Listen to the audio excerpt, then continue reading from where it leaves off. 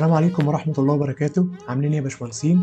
معاكم مهندس محمد هشام مصطفى، والنهارده هنكمل كورس السكتش اب. كنا خدنا في الحلقتين اللي فاتوا يا شباب ان احنا نتعرف على واجهة البرنامج الأساسية بتاعة السكتش اب، وتاني حلقة خدنا فيها شريط الأدوات وعرفنا كل أداة من دول هدفها ايه بالظبط. طيب النهارده في الحلقة الثالثة هنعمل ايه؟ النهارده يا شباب احنا هنتعلم ازاي نبني ماتيريال ونظبط البوزيشن بتاع الماتيريال او التكتشر بتاعتنا في الاوبجكت بتاعنا، وهنتعرف على القائمة اللي على اليمين اللي هنا دي وهنعرف هي وظيفتها ايه بالظبط في البرنامج. ففي البداية يا شباب انا هروح اجيب الريكتانجل بتاعي وهعمل ريكتانجل بسيط، وهجيب الأداة البوش اند بول وهرفع الريكتانجل بتاعي. طيب الريكتانجل زي ما انتم شايفينه كده هو لونه ابيض في ابيض، مش عليه اي ماتيريال. طيب اعرف منين ان هو مش عليه اي ماتيريال؟ لو جيت من على اليمين هنا ودوست على ماتيريال ورحت على القلم، دوست كليك يمين على اي سطح من الاسطح دي، هلاقي لي ان هو جاب لي ان هي ديفولت حاجه، ده العادي ان هو ده مفيش ماتيريال، السطح ده مش واخد ماتيريال. انا دلوقتي عايز ادي ماتيريال للاوبجكت بتاعي واظبط البوزيشن بتاعه. فان انا ادي ماتيريال في السكتش اب سهل جدا. انا ممكن اجي في القائمه بتاعه الماتيريال هنا، لو جيت عند سهم اللي باصص لتحت ده هيفتح لي كل الماتيريال اللي جايه مع السكتش اب عندي. احنا لو لاحظنا ان انا الماتيريال اللي انا فيها دي الالوان، تمام. الالوان انا كده كده مش هحتاج اظبط البوزيشن بتاعها، هي كده كده الحيطه او الاوبجكت كله هياخد نفس اللون. طيب امتى هحتاج اظبط الاوبجكت بتاعي او البوزيشن بتاع التكستشر بتاعتي؟ لو انا مثلا رحت عند البلاطات فهلاقي مثلا عندي البلاطات اللي زي دي هحتاج ان انا اظبطها، فجيت اديت السطح ده الماتيريال دي. طب انا لو ركزت يا شباب هلاقي ان الماتيريال مش يعني هي صغيرة، انا عايز اكبر الابعاد بتاعة البلاطة دي. يعني احنا لو جينا مثلا جبنا عايزين نقيس من النقطة دي للنقطة دي، هيقول لي كام؟ بيقول لي ان هي 30 بالظبط. طيب لو جينا نقيس بالناحية التانية برضو بيقول لي 30. اذا انا عرفت ان البلاطة دي كده 30 في 30. انا عايز اكبرها. انا عندي طريقتين ان انا اظبط البوزيشن بتاع الماتيريال او حجم الماتيريال. هجيب القلم، انا خلاص بقت ظاهره لي هنا اهو الماتيريال. انا بتاكد منين ان الماتيريال اللي انا مختارها هي اللي موجوده معايا؟ لما الاقيها فاتحه لي هنا اهو بيقول لي اسمها. لو جيت جنب سيلكت هنا في كلمه ايديت، هخش على كلمه ايديت.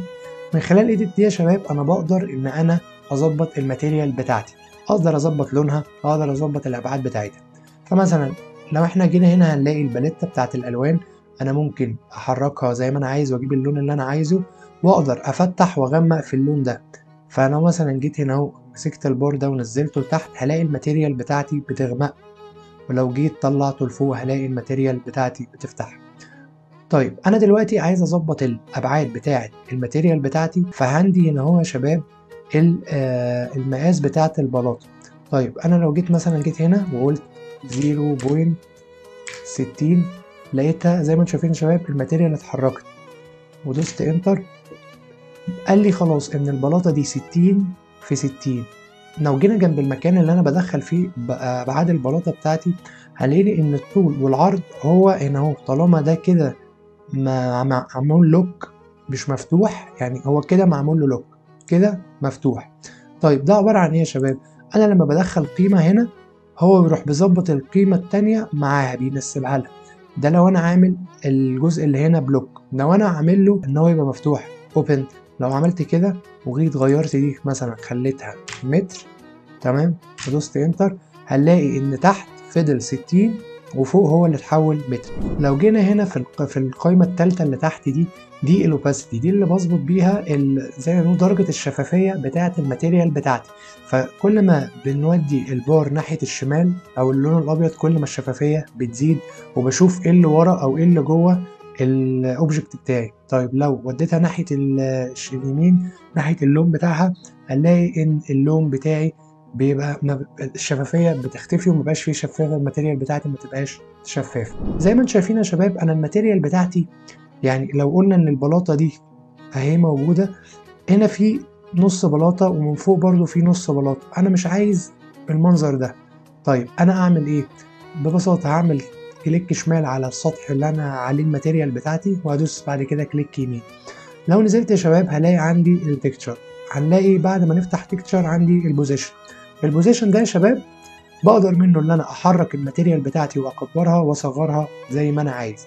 فمثلا هنا انا اقدر الف الماتيريال لو انا عايز الماتيريال تبقى واقفه، مش عايزها تبقى نايمه. فلو لاحظتوا انا بقدر الف براحتي واقدر اخليها سواء افقيه او عموديه. طيب حاجه كمان، علامه الموف دي اللي بيحرك. طيب لو جيت حركته كده هقدر ان انا اظبط السوكه، يعني ركزوا السوكه بتاعت البلاطه اللي هنا دي انا عايزها تبقى ماشيه مع اللاين بتاع اخر لاين في الاوبجكت بتاعي. فابتدي ان انا احرك الماتيريال بتاعتي واظبطها. طيب انا ظبطتها من هنا، ناقص برضو فوق، عايز السوكه دي تيجي على اخر لاين من الاوبجكت بتاعي من فوق، اروح ماسكها ومطلعها فوق كده.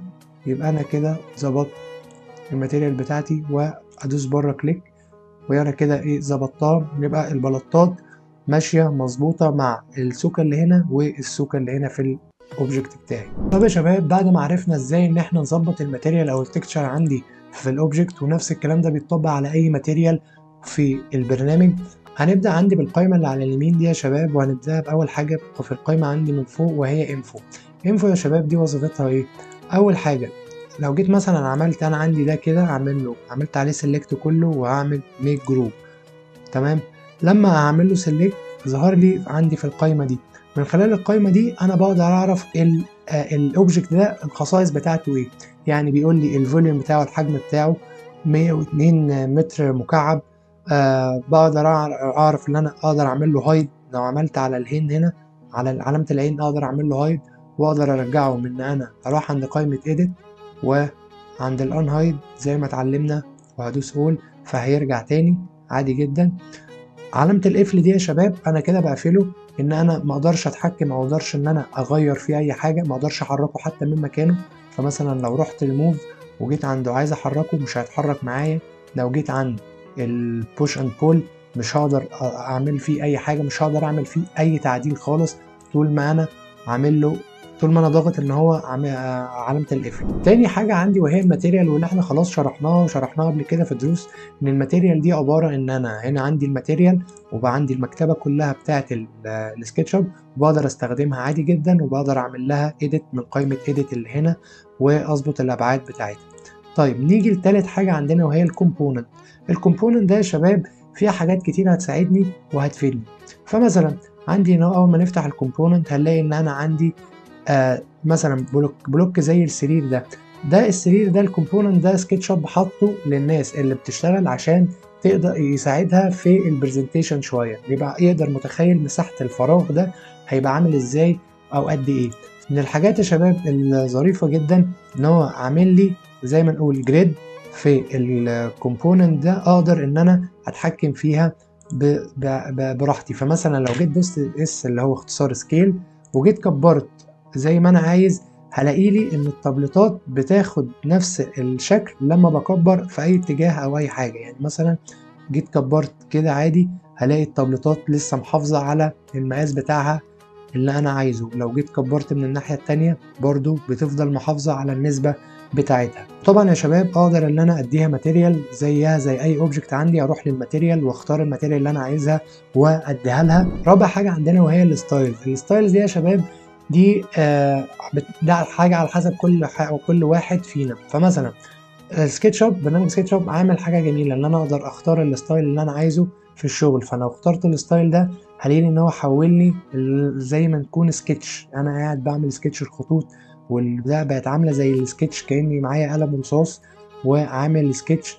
وزي ما انتم شايفين كده عندي كذا او عدد لا نهائي من الستايلات ممكن اجربها. ممكن اجرب الستايل ده، ممكن اجرب الستايل ده كاني برسم على ورقه فعلا دلوقتي، ممكن اجرب الستايل ده كأني فعلا بعمل سكتش. وصراحة في حاجات منها بتبقى حلوة، بس هي حاجات بتبقى جمالية أكتر من إن أنت تستخدمها في الشغل أوي. فدايما أنا بفضل الوضع الطبيعي. ننزل عند آخر حاجة يا شباب وهي السينز دي أنا بعرف منها، بس بقدر أنا أستخدمها إن أنا أعمل زي ما قلنا الشوت اللي أنا عايزه. فمثلا أنا عايز أقف هنا واخد شوت من الزاوية دي كده، فرحت عند البوزيشن كاميرا اللي هو علامته علامة الإنسان، ورحت واقف هنا هلاقي لي إن هو جابني هنا أهو على ارتفاع متر 68 وانا عايز اخد الشوت بتاعي من هنا والشوت بتاعي من هنا. طيب انا طبعا عشان ما اتحركش هروح عند علامة البلس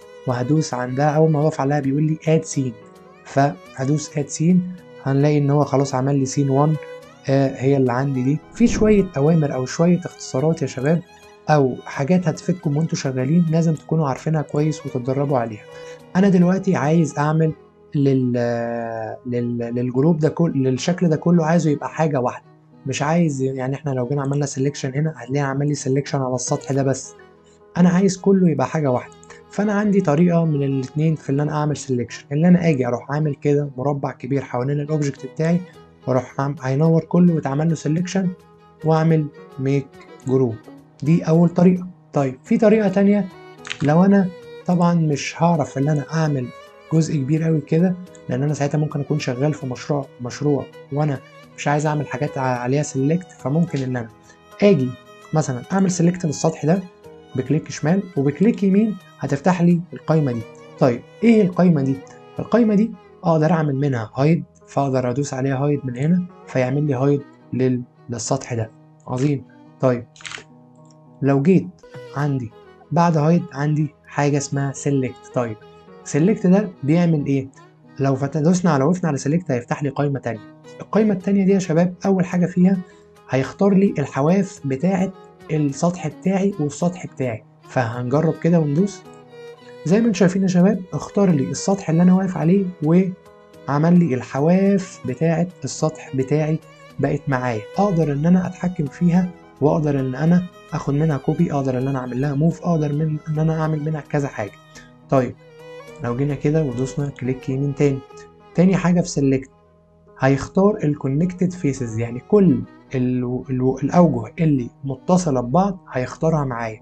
ازاي؟ تعالوا نجرب وندوس. زي ما انتم شايفين يا شباب اختار كل الاوجه اللي فيه كونكت ما بينهم، بس ما اختارليش الاوتلاين بتاع الاوجه بتاعتنا. طيب تعالوا نشوف رابع واحدة او تالت واحدة. بيقول لي all connected، يعني كل اللي متصل في الاوبجكت بتاعي ده هيعمل له سيلكت. فتعالوا نجرب.